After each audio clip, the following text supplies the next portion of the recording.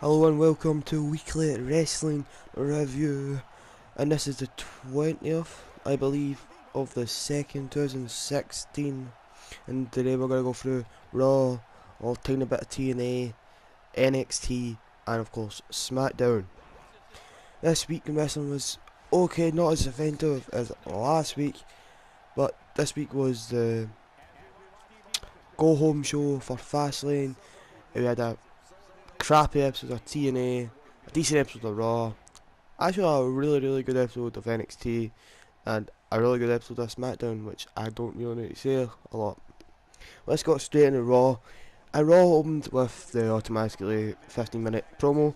This time we didn't have the thought we had Dean Ambrose, who's been built up amazingly the last couple of weeks. And this promo was really good. He just wanted Lesnar, and he wanted it to feel the pain and all that, like the F5. But then Stephanie McMahon came out, did her usual promo stick, slagging Dean, slagging Roman, slagging everybody. But then he came out and did the fail. She announced the only F5 that Dean Ambrose will see is tonight when he's in a fatal 5-way against Tyler Breeze. Finally, he's actually getting good matches. Stardust, Dolph Ziggler, Kevin Owens and Dean Ambrose had a fatal 5-way match, and this was amazing. Really fast paced, very indie-ific, very good, but and had a lot of big moves, hundreds of dives to the outside. Tyler Breeze looked amazing, something they should have done from the start. Don't know why Vince doesn't like him. He's got a money gimmick. Stardust actually looked really good, but there's rumours of him removing the character after Mania. Ziggler, best performance in a couple of months, and of course Dean and Kevin Owens were their good old selves. But the finish came when Dean grabbed Stardust for a dirty deeds. Dolph Ziggler came up, hit zigzag, so both Dean and Stardust went down with finishers. But then Breeze hit the beauty shot on Ziggler, went to hit the beauty shot on Owens. Owens reversed it into the package pile driver. That he doesn't use that, which I'd love to see, maybe at Mania, but don't know. But reversed it into a pop-up powerbomb for the win, and we've got a new 2-time IC champ, which was a really good decision. And after the match, with a backstage promo with Ziggler going up to Owens saying, "I bet you two weeks in a row, give me a shot at Fastlane." Owens agreed. So at Fastlane, as you'll see in my other video coming up soon, it's Ziggler versus Owens for the IC title. Then they had a New Day promo announcing that they're going to be on the Cutting Edge Peep Show on Fastlane. New Day and Edge and Christian, that should be really good. They talked about the last time they came about with the kazoo, mentioned it's not a real instrument stuff, and talked about how recorders and stuff. Then this episode on Raw had a lot of masturbation jokes and how people can't get it up and stuff like that. It's actually, people were saying maybe they're going away for the PG thing. No, I just think it's people trying to be edgy when they're not really. But we had that, but then they talked about Mark Henry. Big E saying he's a new sexual chocolate, which got a pop. It was quite funny. But then they had Mark Henry versus Big E, and this, I'm not trying to be bad to Mark. He's an amazing promo, he's an amazing actor, he's an amazing guy in general. But he's lost all his touch to 2011 with the Hall of Pain gimmick. Makes me sad to think about that, how much he's lost his touch. But this match was really bad. Big E had to carry Mark through the whole match, and you could see Mark was getting legitimately pissed with himself that he couldn't keep up with Big E. And it proved at the end when Big E picked him up for the big ending, had him on his shoulder, and Mark had to go off the shoulder because I think he was injured. There's not been any reports about it, but at first people thought it was a botch, maybe just fell off. Big E got the pin after it, but many people think that Henry is now injured once again, and I think maybe after WrestleMania 32 he has to retire because there's no way he can continue the way he's in. He's not in physical shape, he's just broken, and I feel quite bad for Mark Henry. We then had the Dudley Boys come out and they repeated their SmackDown promo but they had the old Dudley Boys gear on, which I don't like. I think they should go back to maybe like the stuff they had in TNA, which was good. I like the stuff they had in TNA, but that's just my opinion. But this was basically a repeat of their SmackDown promo, because even WWE knows nobody watches SmackDown. When they did this, they repeated the promo. It was actually still really good. Dudley's an amazing, not Dudley, Bobby Ray's a really good promo, and I think WWE are going to turn them on Devon soon, making they go for Billy Ray gimmick, which would be really good, I believe. But so after that, we had Paige versus Summer Rae, and I forgot how good a wrestler Summer Rae actually was, because like Summer Rae down in NXT was really good with her and the BFFs. I think that's what they're called. I can't really remember. No, Team Bay. That's what they're called, not BFFs. And she was really good. Her and Paige had some really good matches down in NXT. Her and Sasha, her and Charlotte, her and Bayley. But tonight she proved she was still a good wrestler by getting the surprise win over Paige. So I don't know what's up with Paige, if she's getting, maybe she's got some backstage heat or anything. But she actually lost the match and I was quite surprised by this. We now did AJ versus Miz, which is actually a really good match. I've been surprised with Miz lately. I'll talk about more of this when we get to SmackDown. But this was actually really good, really enjoyable, quite fun. And then AJ, for the first time in a while, he actually spoke for a change. No Miz interrupting him, no Jericho interrupting him. Just asking Jericho for the match at Fastlane, because he wants to beat him. And Jericho showed that I think he's going to turn heel, because he was just kind of being a bit of a bad guy, being old Jericho, best in the world kind of gimmick. But it was good, still really good. AJ's actually no bad speaker.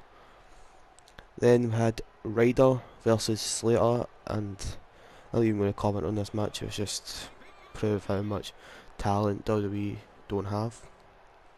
Then we had the Lucha Dragons and Neville versus the League of Nations, Sheamus, Alberto and Rusev. It was actually a decent match, and League of Nations got the win, of course.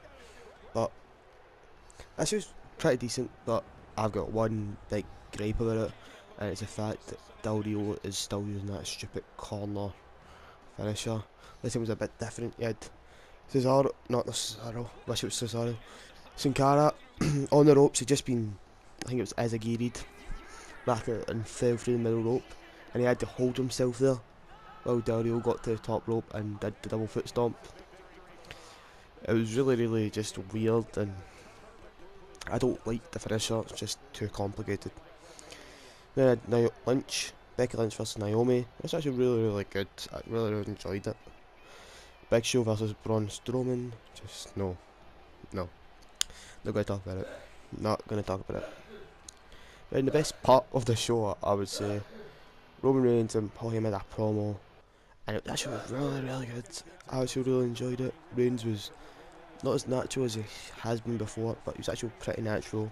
Heyman, of course, was really good.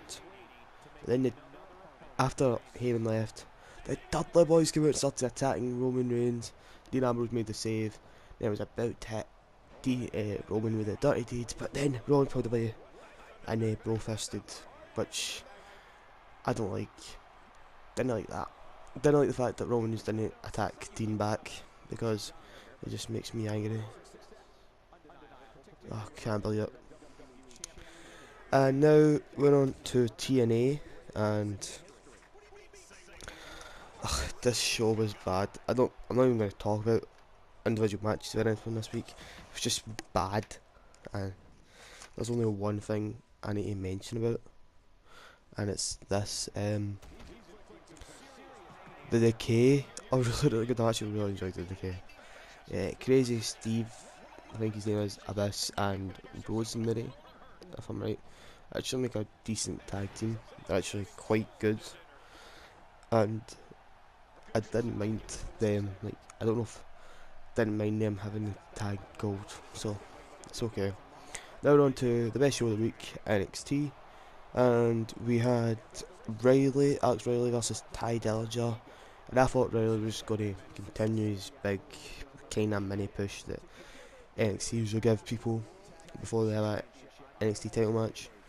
Alex Riley had, it was actually just, he's a worse version of Triple H in 2001, and I did steal the comment from Saw Monster, but I can't, I need to agree with him, he does look like that. Then I had Enzo Big Cass and American Alpha versus Blake Murphy and Dash and Dawson, which was good.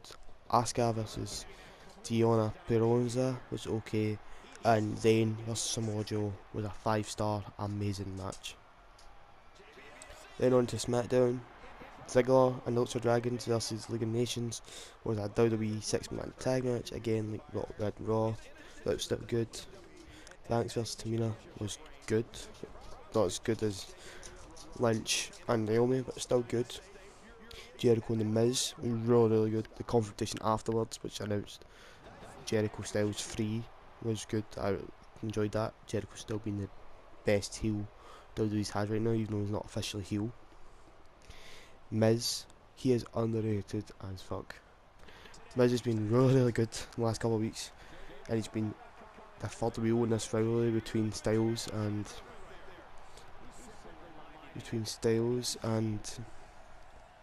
Jericho, but he's still good.